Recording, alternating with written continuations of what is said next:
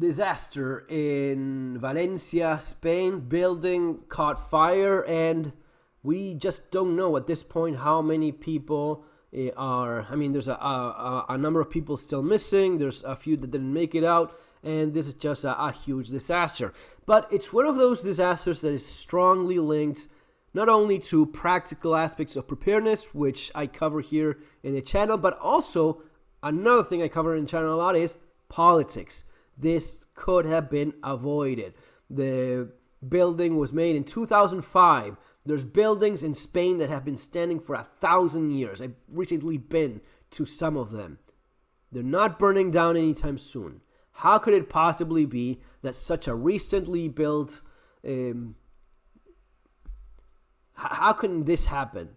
Well, because negligence, because of corruption, because of people that did not do their job correctly, or they just did not care. Usually because of some of that, because of money. The face of the building was covered with some plastic material that was against regulations going back to 2006 when these codes were updated. A lot of this due to the building that burned down in UK with a similar situation. They had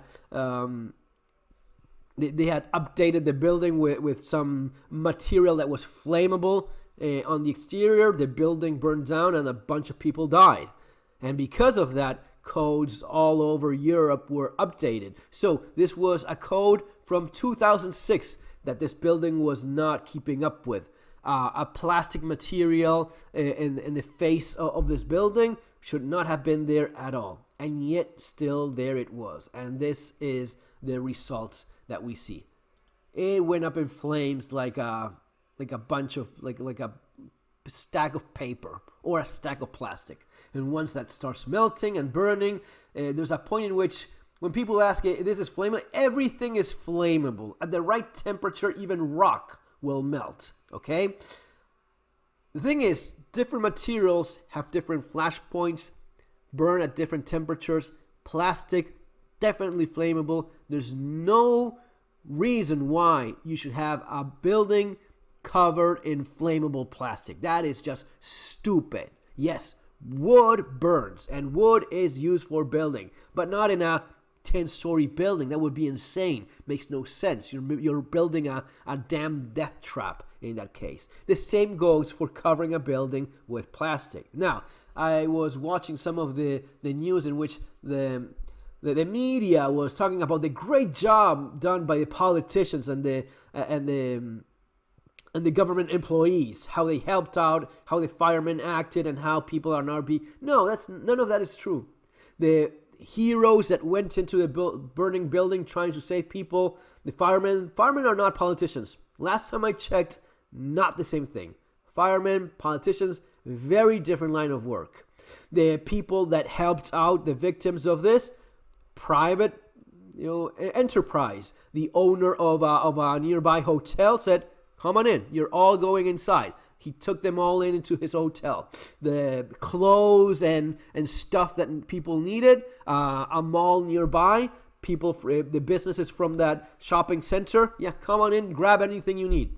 So, as usual, it's the exact opposite of what the media tells you. It's not politicians helping out people. It's other people, other honest, usually from the private sector, helping the victims of this. What did politicians do? They caused this in the first place. And this is just a damn disaster. It's shameful that a building that should not have been in this condition was in this condition since 2006, knowing what we already knew all along. You don't have to be an engineer. You don't have to be an architect. You only need a little bit of common sense. How the hell is it that this building was covered in plastic when we already saw what happened recently with a building in UK?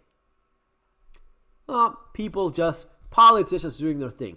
Anyway, I am sure that someone living there at some point said, "Hey, this is plastic. Plastic, last time I checked, burns. Why are we doing this? Can we just, we just need to update it, but we have to talk with the bureaucracy, the corruption, the lack of caring for the lives of the people living there. That's what it all comes down to. And this kind of thing, This is the kind of thing that you should be worried about in terms of preparedness. Look, in street survival skills, on the first chapters, I talk about the things that we don't usually associate with survival and preparedness because we like talking about the cool stuff, the cool things. We don't talk about health, what we eat, the medications we take. We don't talk about this sort of thing. Fires are one of the most common causes of disasters on a more large scale, but on a personal level as well. Houses burning down, people that didn't have a fire extinguisher, a smoke alarm. These things matter, okay? So this is part of preparedness as well. You have to look into these things. Don't just cover the cool stuff, buying a bunch of guns that, with a little bit of luck, fingers crossed, you'll never actually have to use. Hopefully that will be the case. I'm not saying don't have it. I'm just saying realize that there are things that are a lot more likely. Financial, personal disasters, health problems because you're just not looking after yourself correctly. All of that is far more important than a lot of the crap we often end up seeing and focusing on. And I fall for that as well. I talk about things that I know you guys want to listen and want to hear about, but there's no comparison. All of these things far more likely. Now, in terms of preparedness, I wouldn't even be in a building. I've lived in buildings before. I didn't have much of a choice. I've always hated it. I don't like being stacked like a damn, chicken in a cage. It's just horrible. And even if it's not burning down, the noise, smells, and living one on top, I just don't like it. Now, is there a balance, a point in between that and living in the middle of nowhere? Of course. And as always, common sense. Finding a balance for what works and what doesn't. Having a house is a lot better than being stacked like that in a building. And here's where you see it. The actions of others affect you a lot more directly than if you are in a more isolated residence. If you have neighbors that are a little bit further away, ideally. So that would be the first thing. Number one would be not living in a building if you can, in an apartment building, if you can help it. Now, there's times in which you cannot do much about it. In that case, there's also other things to be aware of. You still need your smoke alarm. You still want to have a fire extinguisher. But specifically in this sort of thing, I would find ways of evacuating that building if it catches fire like this and it cannot leave through the elevator or stairs. I'm talking about here having some emergency equipment so as to make it out of there alive. And there's a bunch of options. There are ladders, emergency ladders that you just hook and hang on the side of the building on the windows. So it's like metal handles, and you just catch that thing on the window and deploy the ladder, and you just climb down. That would be an option. You could also have rappel, a harness, and a proper climbing rope. No, it's not your 550 paracord. These ropes are at least, 10, 12, 13 millimeter thick usually. So they're pretty thick because it's not just about, the breaking point of my 550 paracord should be enough for my weight. Well, congratulations, but you know what? That's not a climbing rope. Yeah, climbing rope will be like 5%, 10%, 5% of the critical failure point, because when you move around, when you just try to move with that rope, any little bit of movement can increase that tension quite a lot more, and it will be snapping if you're not using a proper climbing rope and you're just going with the breaking point of a rope, right? So if I'm living there, I would find some solution for this possible scenario. A bunch of harnesses, security harnesses. You don't need anything too fancy, just something that you can attach to yourself, your loved ones, kids, your wife.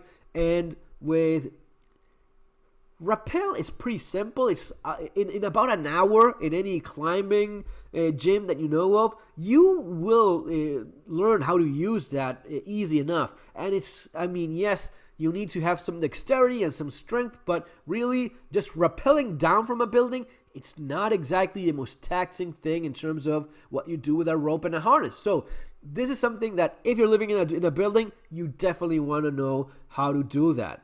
You probably have some point in when you can attach that rope to safely, some anchor point of some sort that is secure enough, right? There's also specialized equipment. There was a point in which there was some kind of like backpack, which you just you just put it like a normal backpack, and it had like a hook, and you just attach that to somewhere safe, and basically the backpack does its thing on its own. You just climb over the window or balcony, and it just like in a movie, right? Like a 007 thing. And it's a backpack with a mechanism that's a little bit maybe expensive and complex. I would go with a harness and a climbing rope if I'm living in a place like that. 550 paracord in half, sure, if you have a kid or a small adult, and either that or you burn alive, okay. But ideally, have the proper gear for something like this if you ever find yourself in a situation where you need to evacuate a burning building. And when traveling and so on, try to be on the lower levels. It's a lot easier to evacuate a building if you're like first two, three levels, the first couple floors. That would be better, okay? Having a way of leaving pretty fast if you have to evacuate. Guys, that's going to be all for now. Remember that if you want to learn more about survival and preparedness for this sort of thing, strongly recommending survival skills, and for the economic aspect of preparedness, surviving the economic collapse. See you in the next video. Take care.